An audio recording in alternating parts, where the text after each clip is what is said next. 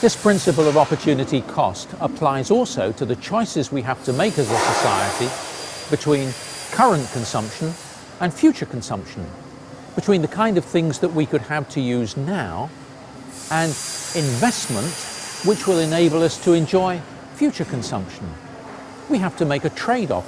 How much do we want to enjoy current consumption? How much do we want to delay consumption in order to enjoy it in the future? For example, a piece of steel can be used to make a motor car that I can travel in now, or it can be used to make a piece of machinery which will enable future consumption. Now, these choices between current and future consumption we can illustrate with a diagram. Once again, we've drawn an opportunity cost curve, but this time, instead of output of two different products, we've drawn current consumption on the x-axis and future consumption on the y-axis.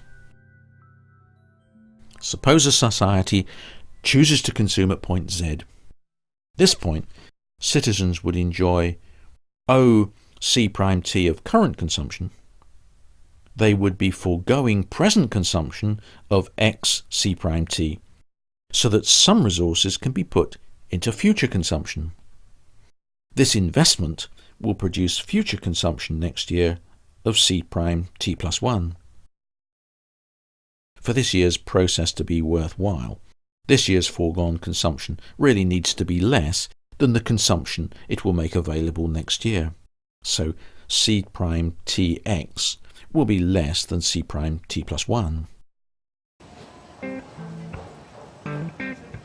The economic problem of future versus current consumption is not the result of specific economic or political systems. It's a problem faced by all societies, whether they use a planned or a market economy. In fact, most economies use a mix of both. In the UK, markets do not determine the allocation of resources towards healthcare. This is largely determined by the state. Whereas it's the market that determines how many resources are allocated to the production of clothing, for example.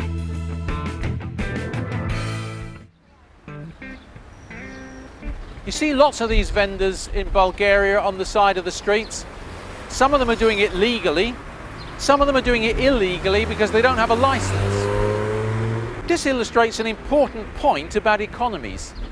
And the important point is this: we shouldn't think that we're choosing between a market system or a planned system. There are all kinds of variations on a theme between the two extremes. So you can have a basically market system with some kind of government control. That's what we've got here. This is a free market. People are free to buy and sell at any price that the street vendor sets. But it's not entirely free because the state insists on having some kind of control over who does it and where they do it.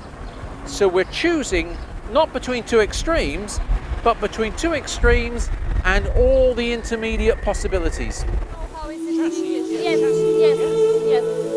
The Bulgarian economy, as it struggles to transform itself into a modern market economy, provides rich examples of many of the principles of economics. Even at the outset of a course, I hope you can see that the Bulgarian economy illustrates for us some key ideas. Resources for a society are scarce. The output we can produce is limited. We need to produce with these resources the things that most meet people's needs and preferences. The principle of opportunity cost is central to this decision. So is the question of how we embrace markets as a means of doing so.